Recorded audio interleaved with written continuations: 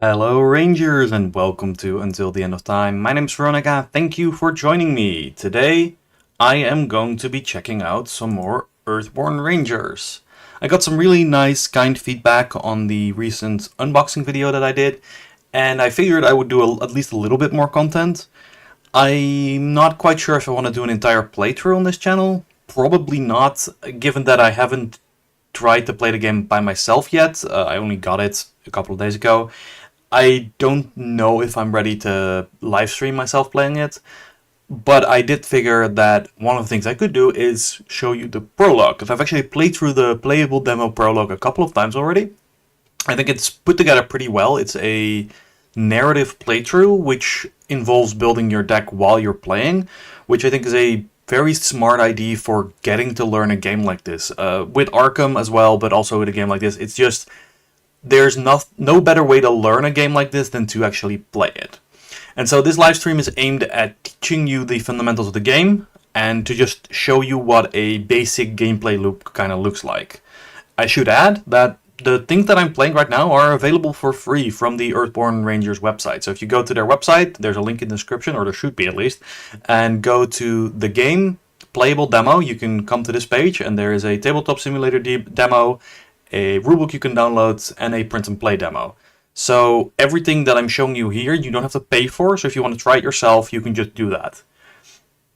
So I've already opened up the demo on tabletop. You get this splash screen, which gives you a couple of different options. You can play the prologue, you can play with some pre-made rangers, or you can create your own rangers. I think the prologue has like 2 missions you can do, a couple of missions at least. There's not a huge amount of content, obviously, because, you know, it is only a demo, but there's enough content to have something we can do. Alright, so we're going to grab the rulebook for the Valley. Now, I'm kind of going to assume that, for the purposes of this video and this live stream, that the people who watch this are not very familiar with card games in general.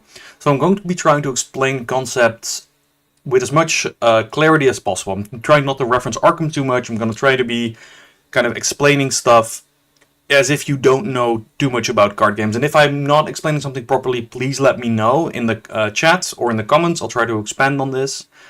Because one of the things that I've noticed is that while there has been some pretty good Earthborne Rangers content so far, a lot of it seems to be a little bit more high level than just the entry point. And I think that having a game like this get some content for entry point players is very important, because a lot of new players might be struggling with some of these new concepts. Now I hope that this video actually reaches them, because I'm not the most popular YouTuber, but we'll see. So we have the demo here, there's a whole bunch of demo components, and then we get to the prologue. The prologue is not a substitute for the rulebook. It will touch on some of the rules, but you will need to read the rulebook in order to actually fully understand the game. I think that's fine. I've read the rulebook for the most part, so I'll probably be able to explain everything, hopefully, fingers crossed. But one of the things here is that playing the prologue will help you build a deck and introduce you to basic concepts. And you are making a ranger deck that fits with this kind of story you're telling. And I think that's kind of fundamental to what kind of game is Earthborne. Earthborne Rangers is a card game that is very narrative driven, which is to say that there is a story in the world you are playing in. There's a very role-playing game aspect to it, where it's like you are not just playing some cards in order to win, you are telling a story. You are inhabiting a character who has certain traits and certain things that they like to do, and certain equipment that are represented by the cards that you play. And I think that's very important to enjoying a game like this, is not to just see it as a challenge, in the sense of like, it's not just beating an opponent, it is telling a story. It is enjoying an experience more than it is a battle. Right? I think in sense of maybe a bit more in theme for Earthborne, it is more like taking a long hike through a park than trying to do a 100-meter sprint. It's not about who gets to the end first, it's about the enjoyment you have while going there. Once the prologue is complete, this is very important. Once the prologue is complete, you have the option to change any choices you've made. You can just completely rebuild from scratch if you want to, so don't worry about making the perfect choices in the prologue. There's very few wrong choices in this game, I think. It's very much more about making choices that work for you. Hey Jason, shame you can't catch the stream live. Have a nice sleep, and maybe you can watch it later. I definitely hope that this will be informative to people watching back on it. So let's begin. Imagine a low fire burning in the pre-dawn light. Imagine you're wrapped in a warm cloak, breathing cool mountain air. You smell the smoke from the fire and the rich scent of pine. Last night you swore your oaths to the ancestors, to the elders, and to the spirit of the valley. The sun begins to rise on your first day as a ranger, a caretaker of the land, and a friend to its people. You watch as Elder Thrush retrieves her condenser kettle from a low branch, checks the water level, then places it onto the fire. As the water rises to boil, Calypsa, the ranger who has mentored you for the past 9 months, sets about crushing dried marrow leaf for tea in plain carbon-forged cups. Once it's ready, she hands you a cup. Steam pours off of it. It smells of the forest. Calypsa raises her cup. To your true self, she drinks and you follow suit. The tea invigorates you, warmth spreading throughout your body. It feels amazing. Your eyes are drawn to the flame. As you watch your eyes unfocus, you hear the voices of your ancestors. You can feel them with you. You can feel their support and their love. You hear them speak and they remind you of your best qualities, the person you truly are. Who are you? As I already stated, Earthborne Rangers is a narrative, story-based game, so it is very important to be able to imagine and inhabit this kind of space that it's taking place in. And specifically for Earthborne Rangers, if you haven't had a chance to learn about this yet, it takes place in a hypothetical far future where seeing the damage caused by man-made climate change, global warming, stuff like that, the nations of Earth banded together to try and do whatever they could to stop it. And they did so, but it required these massive generational projects, as they were called, which meant that humanity stayed in these kind of vaults or ecologies for thousands of years, or I believe 1,000 years, and is only now coming back out to rediscover a world that has been reshapen in order to survive.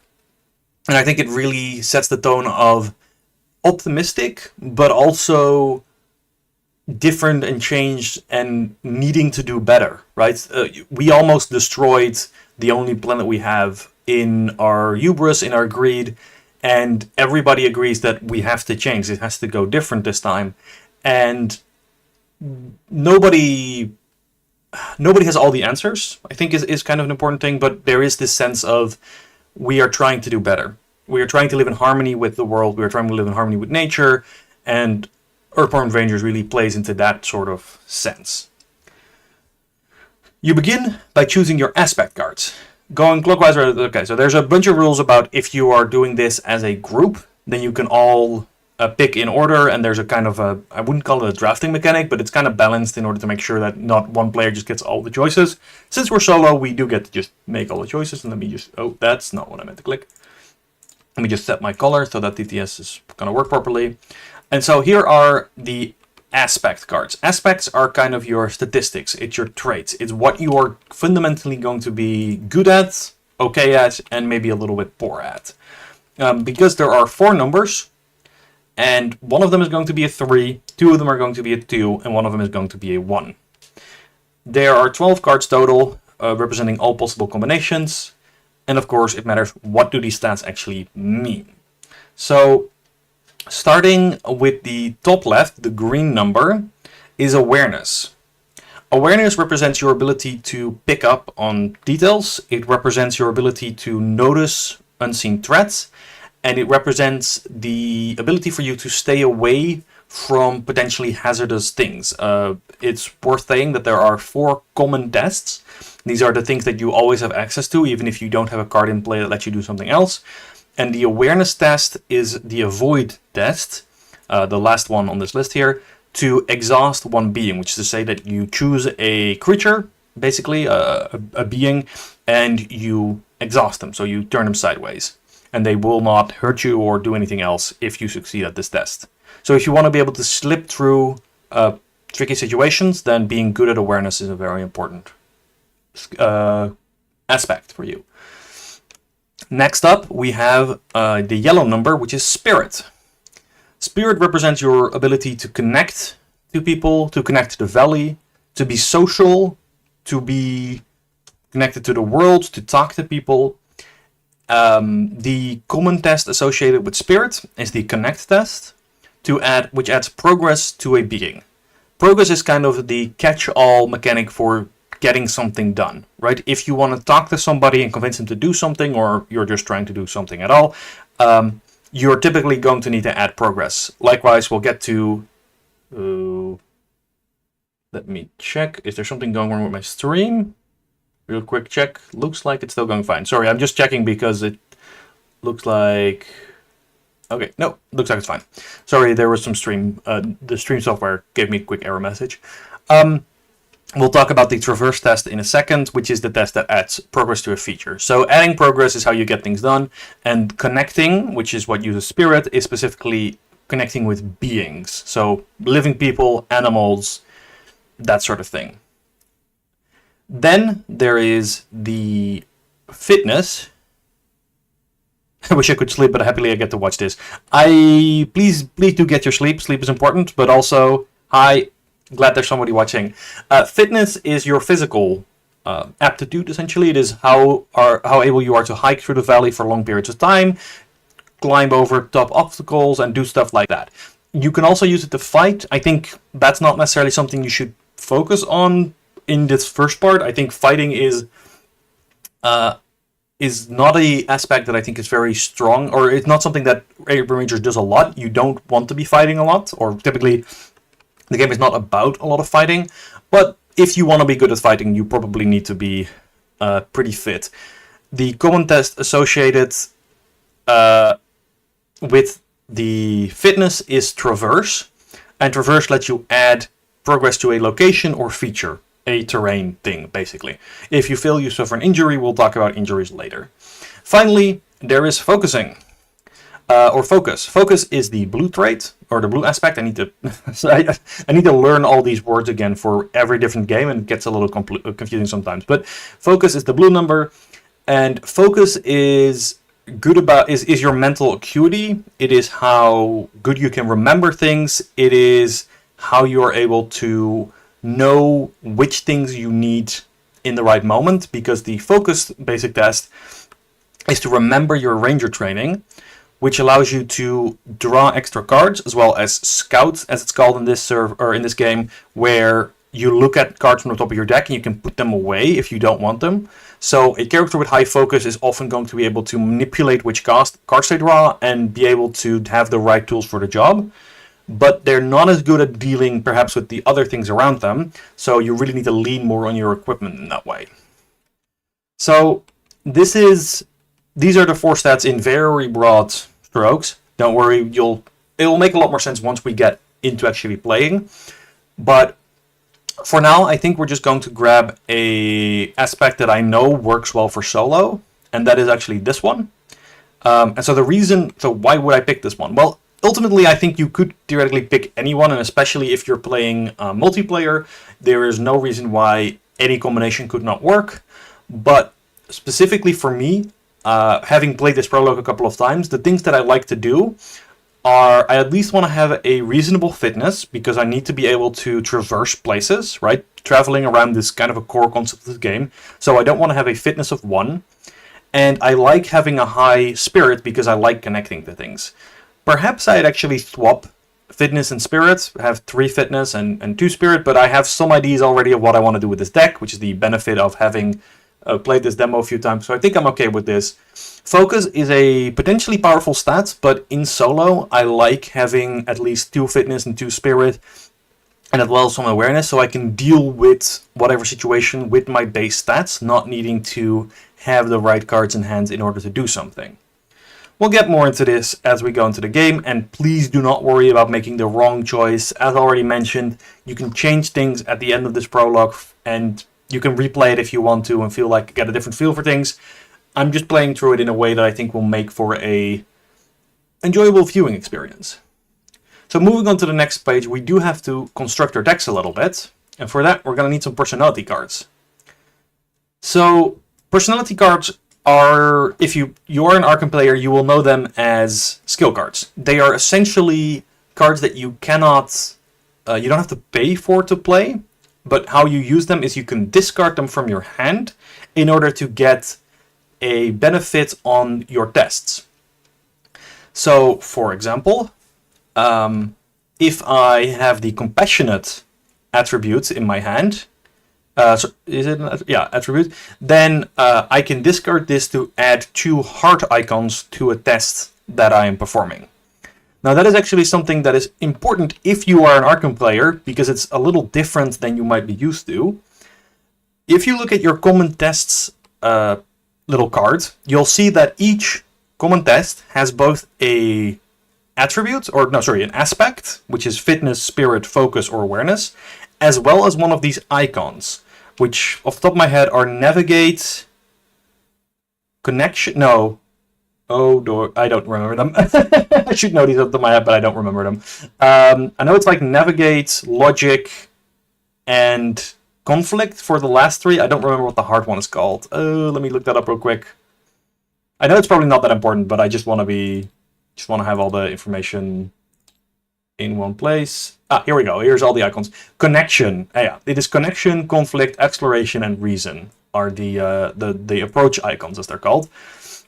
And the reason that matters is that these icons are not necessarily linked to these aspects. So for the basic traverse test, you have fitness plus, what do we call it? Navigate? Exploration. Fitness plus exploration. However, if you're, say, fighting something, that might be a fitness plus conflict test, which is the 2 little things at the awareness, you can see next to awareness. And that might sound a little strange right now, especially if you've never played Arkham, then why does that even matter? If you have played Arkham, you're probably used to committing icons from the same kind of energy or the same kind of test that you are performing. It's always the same. In Earthborne Rangers, that's not true. These tests can swip and swatch, that's a weird way of saying, switch and swap around. So make sure to read what the test is actually saying. So, for example, on White Sky, we probably won't be going here today, but maybe we will. There's a search test, which is awareness plus connection. So if we are avoiding, we are awareness plus conflict, but for this we are awareness plus connection. So the icons change depending on what kind of test you're performing, and that's important to look at for the thing you're doing. So all of that being said, let's talk about the card that we can actually take. Now, one thing to keep in mind is that there are actually restrictions on deck building for these individual cards. And I don't know if I have a good way of showing that off. I guess I don't think you can see my cursor actually. But if you look at the left-hand side of the card, it says personality 16, there we go. It says personality 16 out of 16, which is the set number. And right next to that, it says 2 spirit. That means that in order to include this card in my deck, I need to have an aspect of Spirit 2 or higher. Now, in the case of Spirit, that's fine, but remember, I picked to have my focus at 1, so I cannot choose to include Astutes in my deck, because that requires 2 focus. I believe for the purposes of this first set, there's 3 cards that all have a requirement of 1, and then 1 card that has a requirement of 2. So just make sure that when you're grabbing these cards, you don't grab the one that you're not allowed to take. So let's actually start with our focus attribute, because that's the one that I think is the hardest to pick. And we have 3 options. The first, going from right to left, actually is inventive. And inventive is a logic icon equal to the amount of focus energy in my energy pool. Well, that is typically going to be 0 or 1, because I only get 1 focus energy. So that's not great. I don't think we want to take this card if focus is our weak stat. And then we have 2 others. We have versatile and we have meticulous. And you can actually see that they have very different icons. And versatile has a connection icon, the little heart. But before you commit this attribute, you may suffer a fatigue. If you do, the attribute also gains, now I need to know, logic, navigate, and conflict. What the heck is fatigue? Okay, one more little game mechanic. don't worry. It's we're gonna have fewer of these teaching moments as we get further through the card pool because we'll have covered all the basics. Fatigue is a very interesting mechanic for this game. It's a little bit like taking damage in horror, but unlike that, it can also be helpful. How you take fatigue is you take cards from the top of your deck. So let's just say that we have this is our deck. And if we were to suffer a fatigue, we would move one card from the top of our deck face down into our fatigue stack. The fatigue stack is not cards that we immediately have access to. And there are ways to make us discard a fatigue stack, most notably if we get injured. However, if we soothe our fatigue, which is something that several cards allow us to do, then we actually get to draw these cards right out of our fatigue stack. So it's actually card advantage if we do that. It's important to note at this point as well, why would fatigue then be bad? Well, if you ever run out of cards in your ranger deck, you end the day, which basically means the session's over. Now, for the prologue, that's not the case, mostly because you're going to have a way smaller deck at the start of the prologue, but it's worth keeping in mind that drawing too many cards can be a bit of a drawback. Now, alternative to versatile, we could also take meticulous, which has the navigate icon and says after you succeeded a test in which you committed this attribute, you may suffer a fatigue to add this back to your hand. And I think I actually prefer that right now, because I think we're going to need some navigate icons. So we're going to grab 2 copies of meticulous. It's important to note, when you choose a card here, you get 2 copies of it. If you're playing with the Earthborne Rangers box, you'll have 2 copies in the box right there. Just take both of them. The way the deck building in this game basically works is you always get 2 copies. But moving on to the second set, we're going to go fitness. So passionate allows us to connect, or rather, sorry, it has a connection icon, and we can suffer fatigue to get it back. Balanced, after we succeeded a test in which you committed this attribute, you may suffer a fatigue to gain an energy of any type. That seems pretty nice. Okay. Determined, this is again, we get a number of navigate icons equal to the number of fitness energy. And bold, we can add 2 navigate icons. So I really like balanced, because energy is kind of it's going to be a limiting factor. So I'm going to grab that one. Over to awareness, we can be insightful. Again, you can suffer fatigue to get this back to hand. Vigilant, equal to the number of awareness energy. Perceptive, if we succeed at a test in which is committed, we gain an awareness. I like that. And thoughtful, 2 conflict icons. So part of this is also that I know that I want some navigate icons, because the basic traverse test is very important and we don't have 3 fitness. So we're gonna need some icons to make up the difference. Perceptive is a good way to do that, and meticulous is also just a nice stream of icons. And then finally we have either persuasive, thoughtful, engaging, or compassionate. I think I'm just gonna grab the compassionate and get 2 nice little heart icons. Worth saying, thoughtful brings up a good point, because thoughtful says that you may commit this attribute to any ranger's test, which is important to note. You cannot commit these cards to other people's tests. If you're used to Arkham, that's not the case here. You have to have specific abilities to allow you to commit to other people's tests. Otherwise, they are only for you. All right, so having now explained way too much, probably, and assembled a deck of 8 cards, we are going to set up for the first little bit of exploration. So we have these cards. We have 8 personality cards, 2 copies of 4 cards, and then shuffle them, put them face down. This is our Ranger deck for now, and we're going to play 1 round of play. We're going to get energy on our player area equal to the numbers. This is important. Energy is basically how we are able to spend our time doing things, and so the higher the stat, obviously, the better we are at something. We have to set up our play area. So we have to find the Ancestors Grove, Boulder Field, and is it White Sky Station? Lone Tree Station. We set these aside. The other locations will not be used. We pick the weather. The weather is a little bit like the difficulty. For now, we're going to go with a perfect day, which is a very easy difficulty.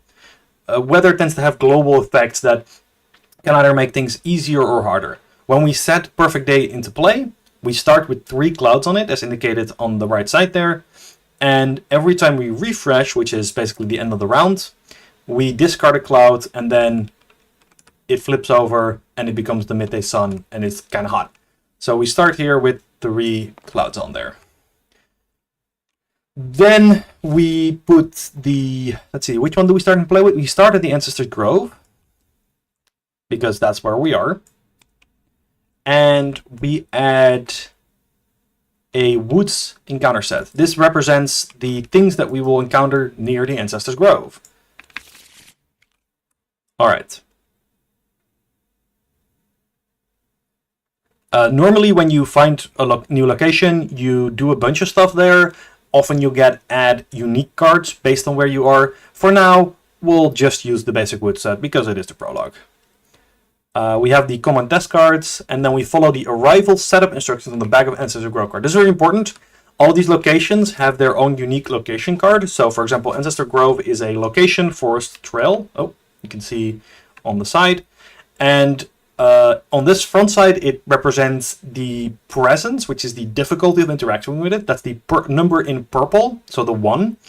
It represents the amount of progress we need to place in order to clear this place, which is the number on the blue background, which is 4R, and R means per ranger. So in this case, it is 4 times 1, so 4. But if I was playing with another player, it would be 8, or 12, or 16 if we were playing with 4 players. And then there is the sun icon, which is a challenge icon. We'll get to what that means in a little bit. But importantly, these locations also have a background, which represents the arrival setup. I believe we don't read the... Let me check real quick. Are we supposed to read number 15 right now? Are we even able to? Oh, yeah, we are. Okay.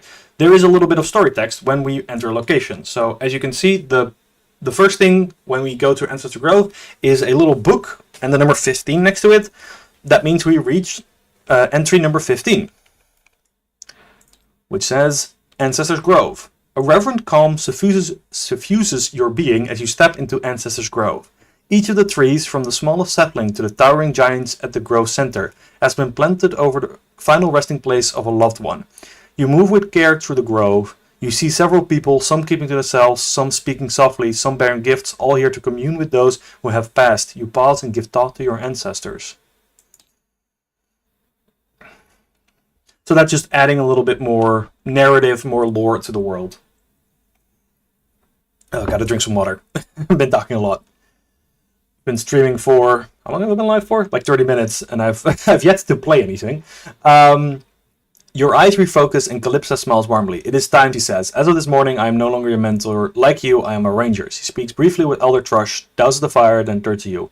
We'll travel from here to the boulder field. I'll stay back and follow your lead. We do have some more arrival setup to do. Search the path tag for the next card with a presence of 3 and discard it. So we just talked about this. Presence is the purple number. There is only one card in here with the presence of 3, which is the Caustic Mulcher. Don't worry about it. Sure, it won't come up.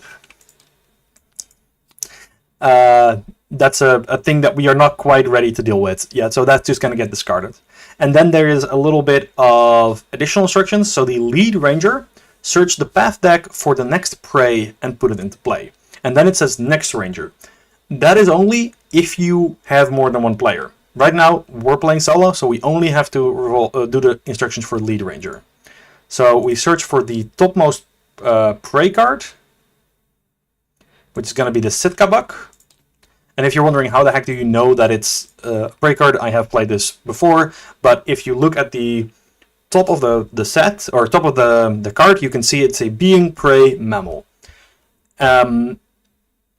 Likewise, the other important thing to note here is that there's the green symbol, which indicates the forest, and right underneath that is a little arrow pointing down. This indicates that this card spawns within reach of us. There are 2 arrows, and I'm just gonna, the Caustic Mulcher actually has an arrow pointing up. That means it would spawn along the way.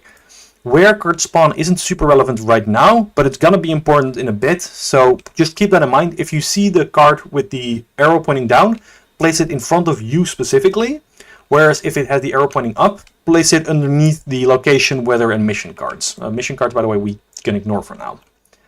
Alright. Your goal is to travel from Ancestors Grove to Boulderfield. If you're unable to do so, that's alright. The prologue will continue.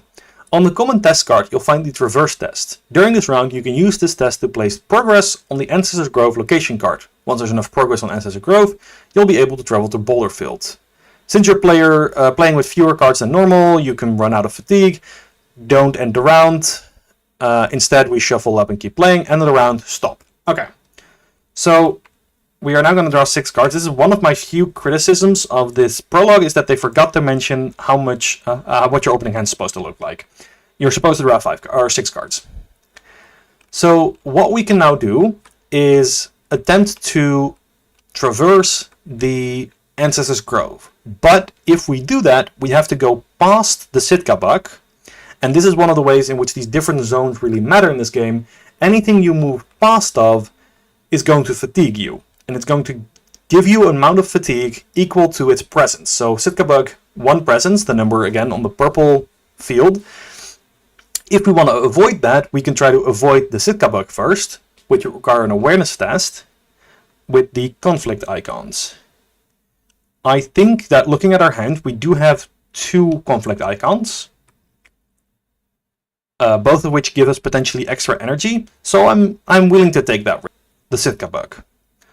Now, in order to perform any kind of test, you have to spend at least 1 energy of the matching type. So in this case, it is an awareness test to avoid, so I must spend at least 1 awareness test. Oh, sorry, there's somebody who's pointing out something very good in the chat. Something that I always forget, because it's different than in Arkham. So in Arkham, you don't have to draw an encounter card at the start of the first round, but in Earthborne Rangers, you do in fact draw a path card, as it's known, at the start of the first round.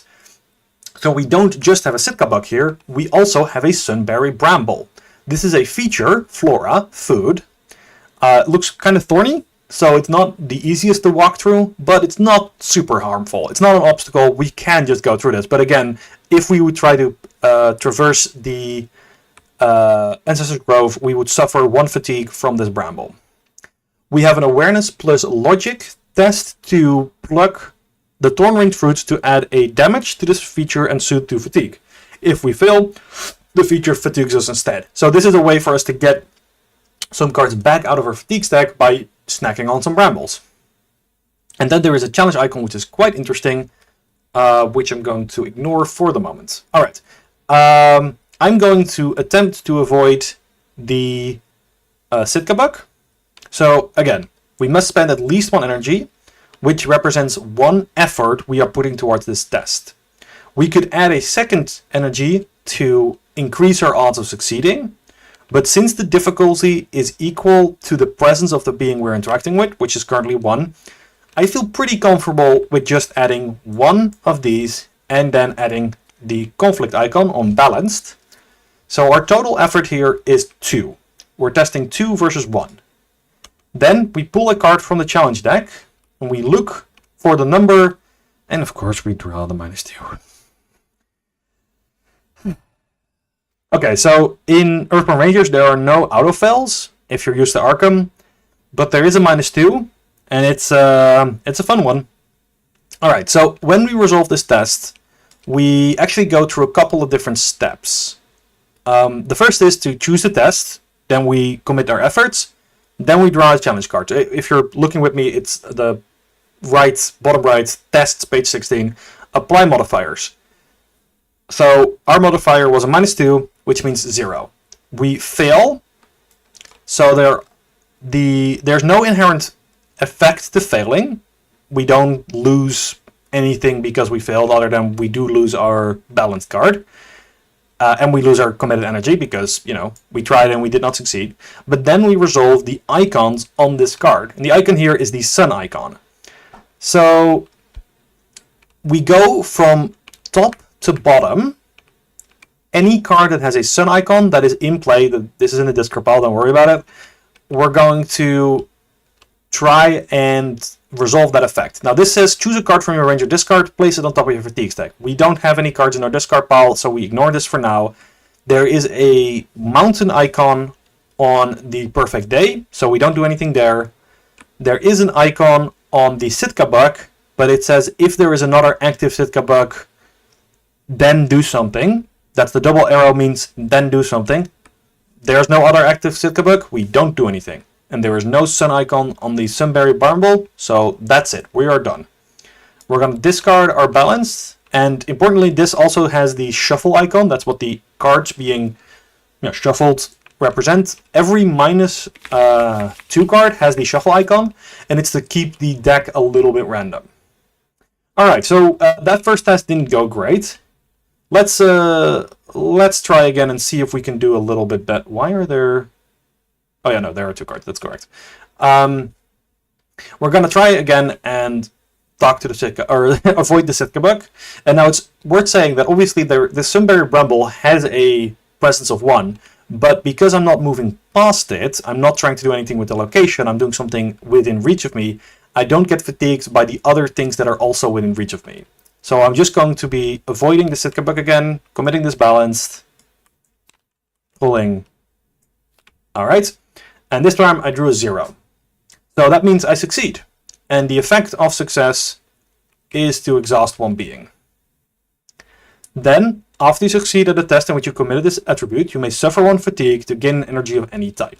I like the sound of that. I'm going to fatigue 1 card to gain an extra fitness energy, because what we have to do right now is put progress on the Ancestors Grove, which requires a fitness test. So definitely want to do that. Then we resolve the crest icon. There's no crest here, there's no crest here. There is a crest here, but the Sitka bug is no longer active. Because it's been exhausted, we ignore the challenge icons on this card. And there's no challenge, there's no crest here, so we can now safely ignore this. Alright, so we succeeded our test. This goes into the discard pile, and we can go on with our turn. And if we were playing a multiplayer, we would be going back and forth between the 2 different rangers. We would be passing back and forth, each taking 1 action. Because I'm playing solo, I will keep taking actions until I choose to end the round, at which point I will regain all my energy, draw a card, and proceed with the next round, at which point I will draw another card from the challenge deck, or from the path deck, sorry. Okay, at this point, I think it's pretty safe to try to interact with Ancestors Grove. There are no penalties really for failing here, other than the inherent penalty of traversing. We suffer an injury. And, well, the goal here is to get this to 4 progress so that we can proceed. There is the Sunberry Bramble in the way, so we are going to fatigue 1 card. And normally this would mean we would have to end the day, but because we are playing the Prologue, we don't. I'm just going to ignore the instructions for now. Don't worry, I know what I'm doing. And I'm not just going to... So, because I'm traversing, I have to commit at least 1 fitness energy. But I'm actually going to commit all 3 of my fitness energy. Because the amount of progress that gets placed is equal to my effort. So, the better I do at this test, the more progress I'm going to get to place. Because of that, I'm also going to add Meticulous and Perceptive to this test, which brings me up to a total effort of 5. We draw our challenge card, and we get a -1 fitness. Alright? So, -1, that means that we have a total modified progress of 4. And now this is very important. We have our effort is 4 against difficulty 1, but the difficulty does not get subtracted. The challenge icon, or the challenge card modifier does get subtracted. So even though I committed 5 effort, I get -1, which brings me to 4. But that no longer gets reduced by the difficulty. So say this was difficulty 3, I would still succeed, I would still place 4 progress on here, because the difficulty does not subtract from the amount of effort you get to place. And so I place 4 progress on here. This location is now cleared. That doesn't mean we immediately move on. I mean, we are going to move on pretty shortly, but we don't immediately move on. We can just keep playing here if we want to, but we're probably going to move on in a minute. We also have a challenge icon to resolve, the sun icon. Choose a card from your ranger, discard, place it on top of your fatigue stack. Can do. Alright, let's clean up our board. And let's move on. Now, at this point, I could choose to take more actions. I have some energy left. I could potentially do stuff, but I've accomplished my goal for this round, and honestly, I'm just ready to get moving on with this prologue, so let's continue on. At the end of the round, and the thing turn stops. Do not move on to the refresh phase. We're going to continue to build your ranger deck before we move on to the next round. If you successfully travel to Boulderfield, reshuffle all the wood cards into the path deck, then follow the setup instructions for Boulderfield. Then, whether you're at Boulderfield or Ancestor Grove, proceed to the next round. Okay, so we did successfully travel to Boulderfield. I'm going to not cover travel in too much depth here. Safe to say, this entire map you can go to. The area here is the demo area. All of this also has its own location cards and stuff going on. So this is a big game with lots going on. Because we traveled to Boulderfield, we put this into play. We shuffle all of the woods cards into the path deck as we were instructed. And then we perform the setup. Draw a challenge card and resolve the following based on the challenge icon on that card. So we pull the crest icon, scout 3 path cards, then draw 2 path cards. So that means that we look at the top 3 cards of the path deck. This is what scouting means. Scouting means we look at, and then we can put them on the top or bottom. It looks like we have our old friend, the Sitka Buck, and the Sunberry Bramble, as well as a Sitka Doe. The Doe is a little bit less challenging than the Buck.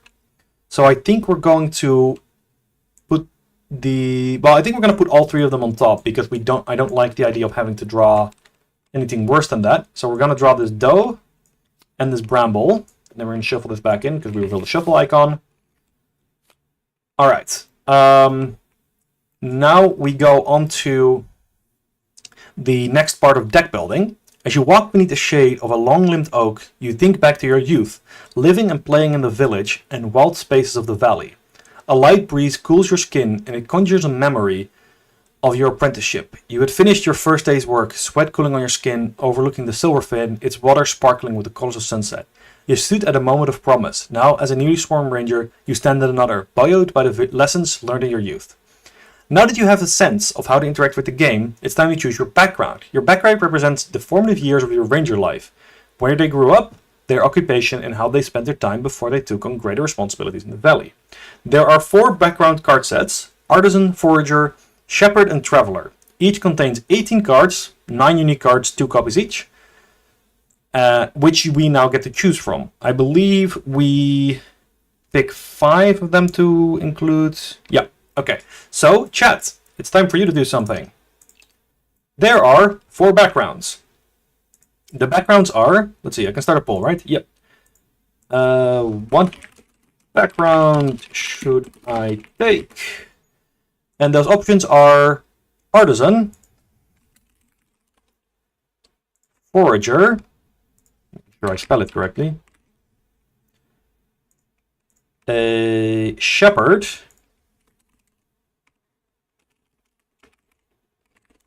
and Traveler.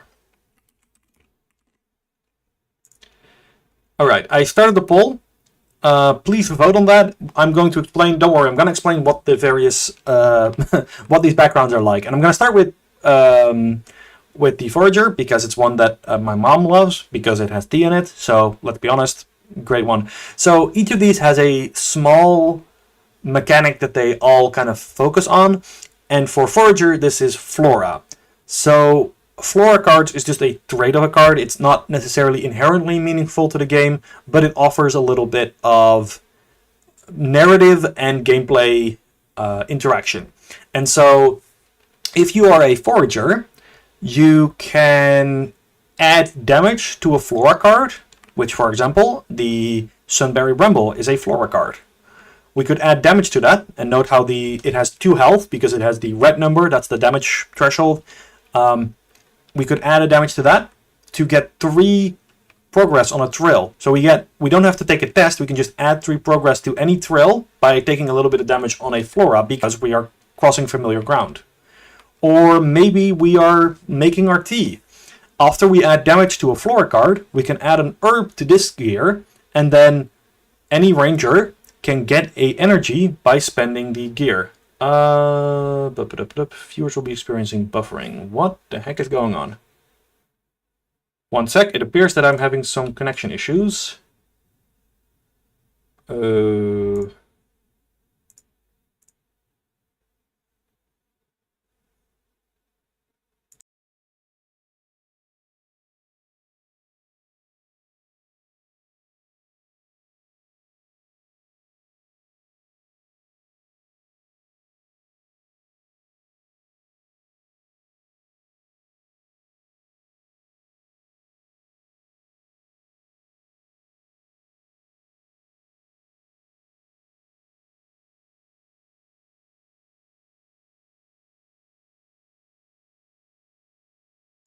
And I'm hopefully back. Sorry for that. I think there were some small issues with the video. Can everybody who is still here please just quickly mention in chat whether or not you can still hear and see me? I think it's probably fine. YouTube throws these errors all the time, but I think... okay. It might actually be having some issues.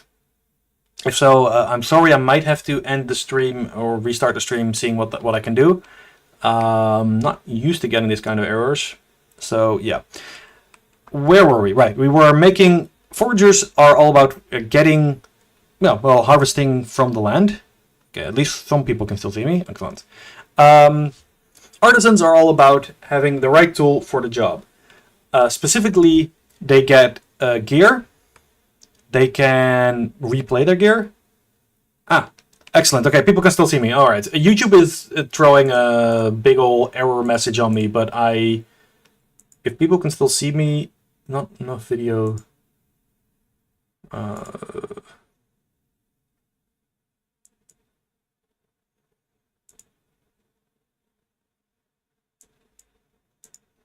not entirely sure what it's having a problem with, because I don't think I'm having issues. It says that I'm having poor status, but I'm fairly confident it's just pulling my leg. Anyway,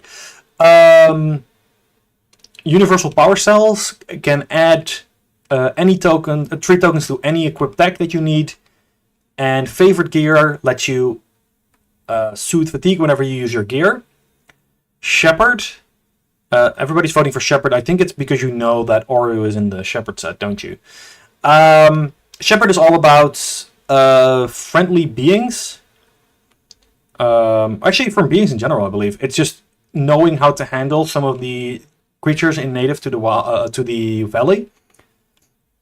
So, for example, with your Calming Presence, you can make a creature that's normally a predator not be quite as challenging.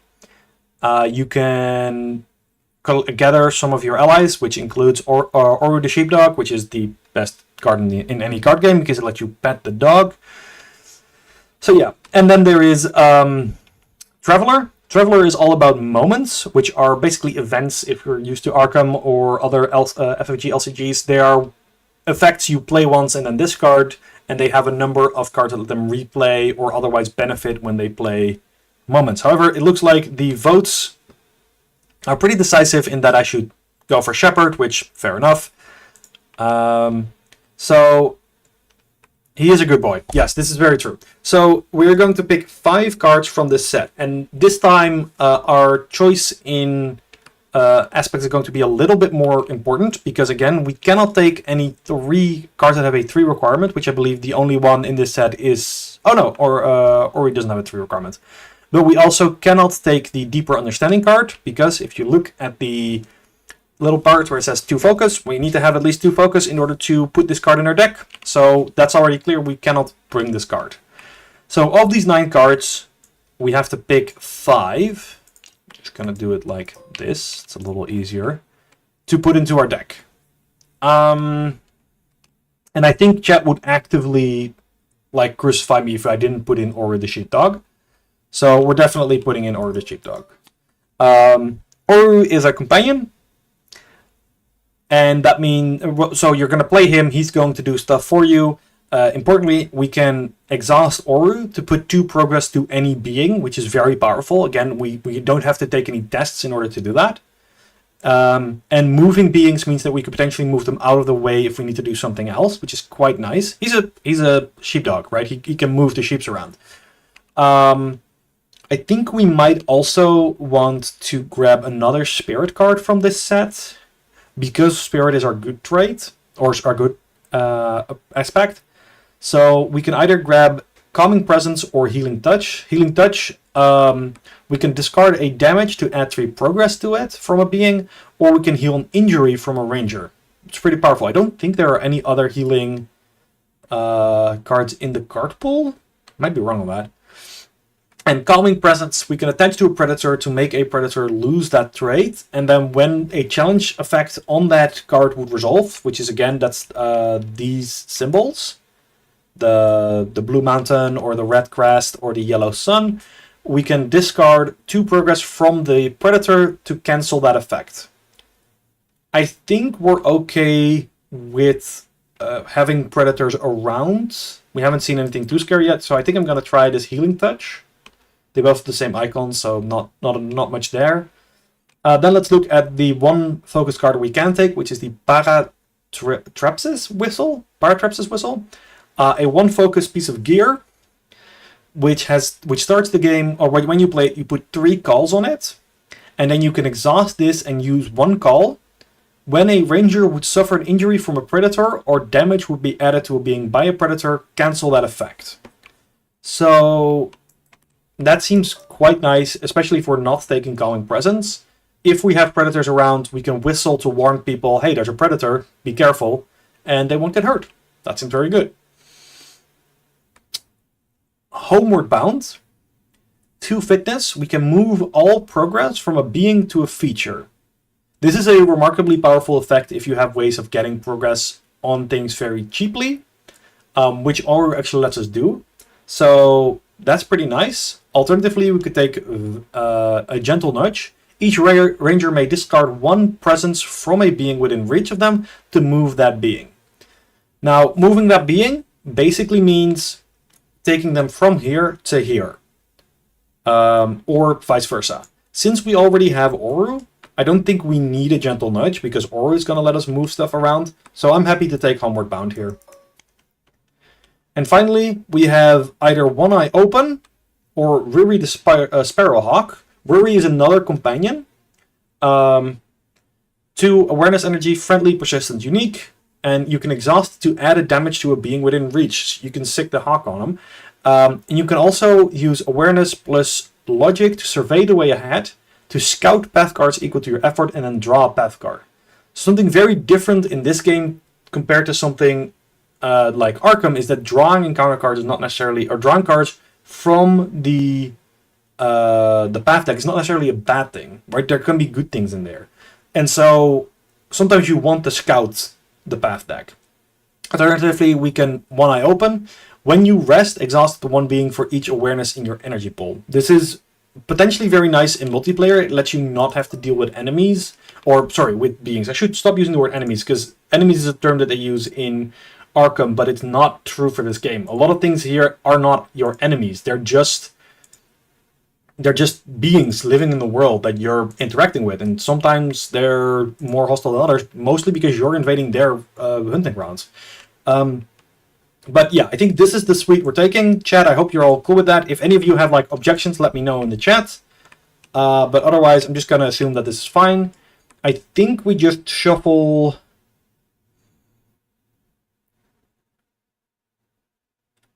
Yeah, shuffle them together with the chosen deck, paste it face down, and then... Yeah, okay. So we take our hand, we kind of reset here, we do a little soft reset. Our fatigue stack stays, however.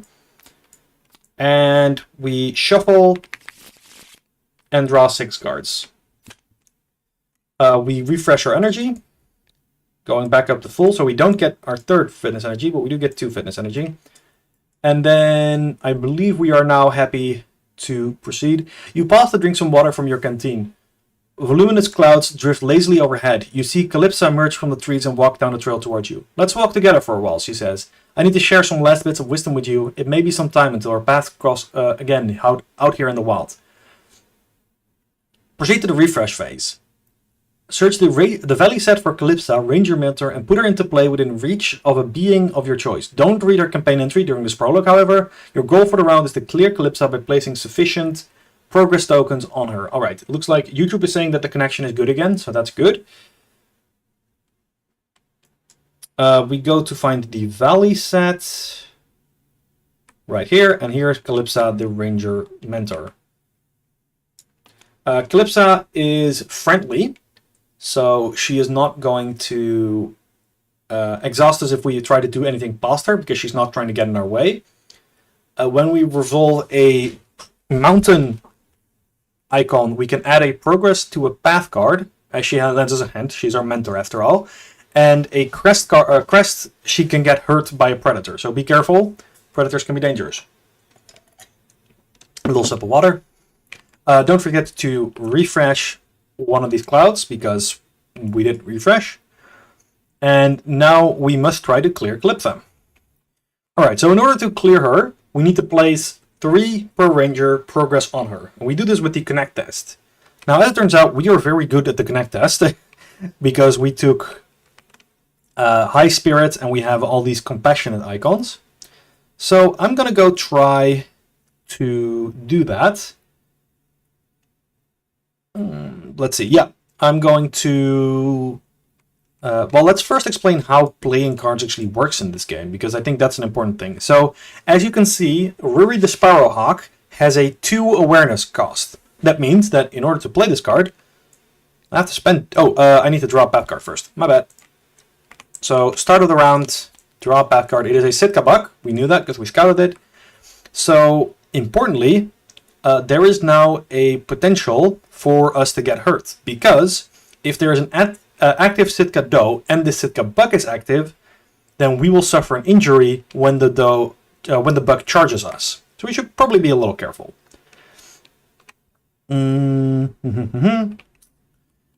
However, I think I still want to be greedy and play Ruri the Sparrowhawk. Yeah, so in order to do that, we spend our 2 awareness energy. Now that's important because I think this actually technically goes here, but I'm going to put it here just for clarity's sake. That means we don't get to take an awareness test this round, right? We only get 2 awareness energy, and in order to take a awareness test, we have to commit at least 1 awareness energy. So instead, we've spent 2 of it on Ruri the Sparrowhawk, and we don't get to do that anymore this round. However, next round we will get back our awareness energy, and because Ruri is persistent, we don't have to worry about him leaving, so we only have to pay the cost once. Additionally, we can discard the second copy in order to get a free, or we get a navigation icon if we need to. Well, let's try to talk to Calypso. I think the best bet here is to simply commit 1 spirit energy, and then commit both of these compassionates, and see if that's enough to get her to open up to us, because if so, we can then play Oru the Sheepdog. Alright. Let's draw a card. Okay, so we draw -1 spirit. That's fine, which means we would add 4 progress. More than enough. Then we resolve the crest icon, mountain icon. I think this is a crest, right? Yeah. If this test added progress, add an additional progress. Woo! And then we can resolve these in any order. I think, quickly reading, there are no active predators, so neither of the Sitka Doe or the Sitka Buck is going to do anything. However, the Sunberry Bramble is going to do something. If there is an active prey, exhaust it. Add progress to it and add damage to this feature, both equal to that prey's presence. The presence of all beings in play is reduced by 1, so it's going to be 0, which is kind of funny, but it does let us exhaust the Sitka Buck. And the reason this happens, of course, when you think about what this is actually represents in game terms, well, the Sitka Buck is clearly nomming on these Sunberry Brambles. It's taking a couple of bites, and it's busy doing that, so it's not going to get in our way anymore. So, yeah, we do that. And then Calypso also says add a progress to a path card, which we will do put a progress over here. It's worth saying the game comes with these very beautiful progress tokens, but I've decided to use dice here because I think it would be a lot easier to track in the stream. But obviously, if you enjoy the little progress tokens, please do use them. Well, turns out we did indeed have enough energy left to play Ori the Sheepdog, so let's play our good dog. We can exhaust to move a being and add 2 progress to it, and then we can pet the dog to ready the being and soothe the fatigue. That actually sounds kind of good, so I think I'm going to do that. I'm going to move the Sitka Bug and add some progress to it, which the Sitka Bug has a progress value of 5. If we get 5 progress on it, we clear it, and we get to discard this card. It is no longer something that we have to worry about. It's not dead or anything, we didn't kill it, it's just wandered off, or perhaps it's accepted us as being just a thing in the nature that it doesn't have to worry about, and so we are not going to get interrupted or bothered by this again. Alright, then I'm going to go try to pet the dog. Let's commit 2 fitness energy to that. I'm just going to remove this token real quick. Alright, -2, we fell. There's no penalty for failure. That's fine. We do, however, have to resolve the sun icon. But it's worth saying that the sun icon on the Sitka Bug does not resolve because it is not active. Exhausted cards are not active and they don't trigger the icons. However, the Sitka Dose effect does trigger, and if there are 1 or more Sitka Bugs in play, they're drawn to the doe. Move each Sitka Bug within reach. So this moves back in reach. That's it. And then this shuffles. Alright, finally I only have 1 card in play really, so I'm going to go try to get an extra card. I'm going to commit my focus energy to remember my training, scout ranger cards equal to your effort, then draw a ranger card. I draw 0. So I get to scout 1 card. Look at the top card of my deck, it is Meticulous. I'm kind of not too happy to draw that, so I'm going to put that on the bottom, which as scouting you can do that, and then I draw a card. Oh, it's another Ori. I mean, I love our good boy, but we have cards in our hand that we can't play because they're unique. And then, because we have the mountain, we have to resolve. If the test added progress, add additional progress. It did not. There's an active predator. There is not. If there's active prey. There is. Do you need to resolve Calypso being cleared? Oh, you're right. I actually resolve Calypso being cleared right now, I think. I don't actually wait until the end of the round.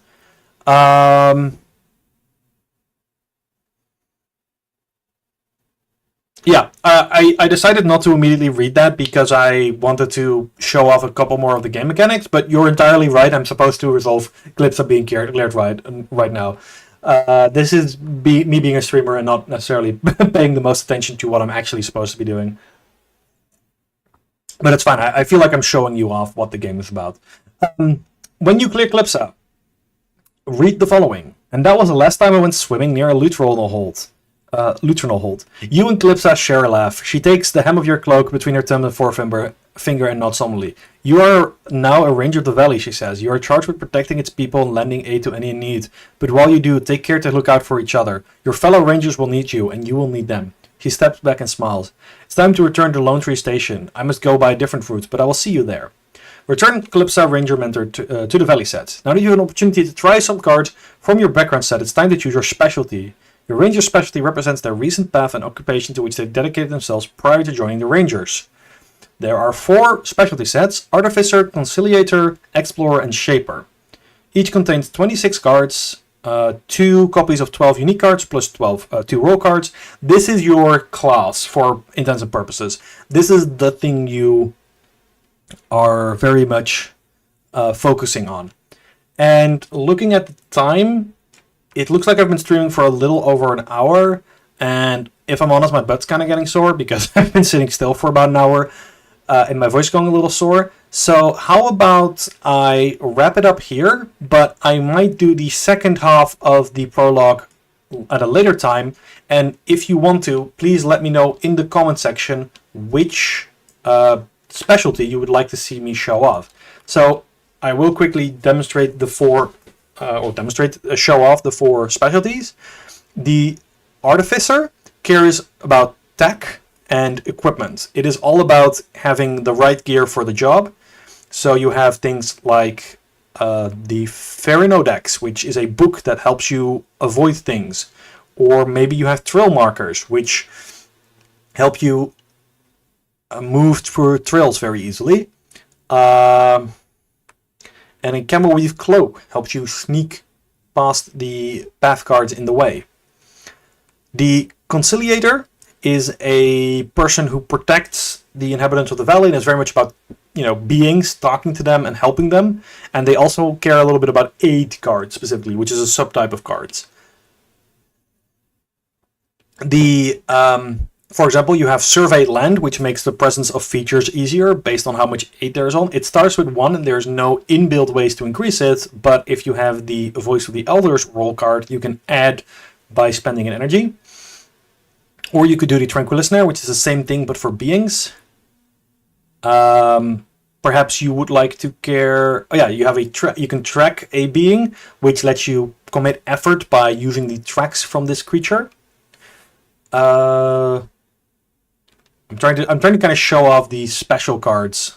A Dear Friend is the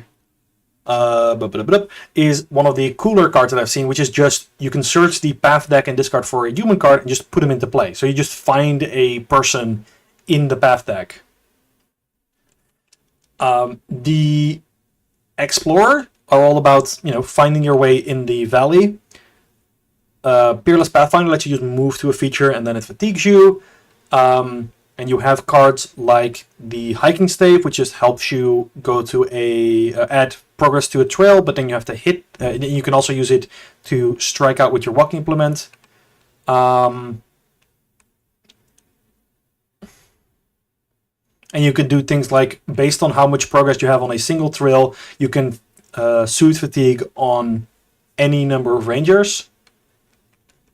And finally, we have Shaper, which are kind of the magic users of this setting. As far as I understand it, it's not true magic, but it's a kind of ability and effect that we don't really have, that other characters cannot really reproduce. It is a sort of leaning into this idea that like any sufficiently advanced form of science is magic to some. And it's definitely straddling that line of mysticism and technology use. Each Shaper has a conduit, which starts in play and has some way of accumulating these uses. So, for example, the Stave of the Sun has glints on it, which whenever the challenge deck is shuffled, it adds a glint, and then you can use those glints to perform manifestations, which require you to discard tokens from a conduit. So, for example, the Sky Whip is a manifestation which can deal damage equal to your effort on a awareness plus conflict, and then you exhaust that being. This is a very powerful effect, but it is gated by the fact that you need a conduit in play in order to play it. Likewise, for example, our Shaper, if we were going with our 3 Spirit character right now, we'd have the Scepter of Harmony. After you perform a test in which no challenge icons were resolved, add a song to the conduit. And then we could be able to do things like Seen Through Cycles. Choose a being in play and shuffle it into the path deck. Then search the path deck and discard for a being and put it into play. We just change one being into a different being altogether. Or we would be able to harmonize. After a challenge effect on the attacked being resolves, the ranger that played this card gains 1 energy of any type. Worth just quickly noting that a challenge icon or a challenge effect that didn't do anything. So, for example, if this had if it revealed the Blue Mountain, but there are no active predators, that is not considered resolving. And likewise, if it is exhausted, those challenge effects don't resolve either. So this is actually, like, it might sound like, how would you ever get this? But it's not that hard, I think. So yeah, those are the 4 specialties. I've already got 1 vote for Explorer here in the live chat, so I'll definitely keep that in mind. But if you want me to see any of these specialties in place, please place that in the comments below. Thank you so much for watching. I hope any of this made sense, because I've been thinking about doing this video for a while, and I just decided this morning, let's just go for it. Let's just start streaming and hope people enjoy it. If you have any questions, please let me know. Thank you so much for watching, and I'll be seeing you until the end of time. Bye!